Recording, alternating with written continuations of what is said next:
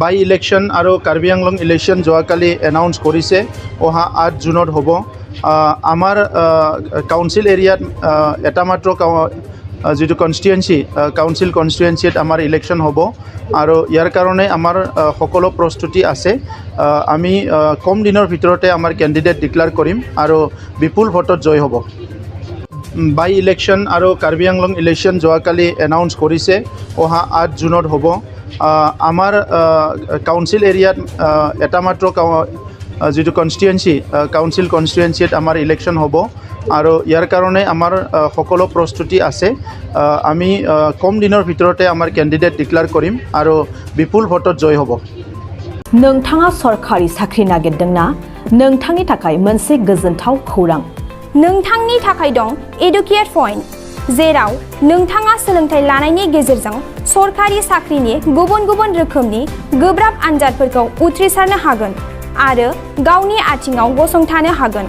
बे एडुकेट पॉइन्टआव नोंथांमोना SSC, bank PO, bank clerk, bank SO, UPSC, FSC, defence, railway, state insurance, AAO, ADO एसिस्टेन्टजों लोगोसे state level जब आरो माखासे सरकारि साख्रिनि आनजादाव गोनांथि जानाय आयदाफोराव सोलोंथाइ लानो हागोन।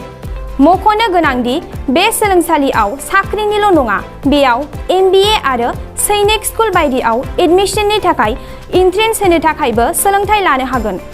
बे सोलोंसालियाव गाहाम थाखो खथानि सुबिदा दं आरो सम मथे नोंथांनि सोलोंथाइखौ बे सोलोंसालियाव होनाय जागोन। बेखौबो मिथिनांगोन दि बे एडुकेट पॉइन्टआव सोलोंथाइ लानानै बावैसो 2021-22 इं मायथाइनि एसएससी जिडिनि आनजादाव गासै 11 सा सोलोंसाफोरा उथ्रिसारनो हादों। बारा नङा, गासै 15,000 रांजोंनो नोंथाङा बे सोलोंसालियाव 6 दानसिम सोलोंथाइखौ लानो हागोन। बे सोलोंसालिया क'क्राझार, बरपेटा र'ड, गलपारा आरो बङाइगावआवबो दं।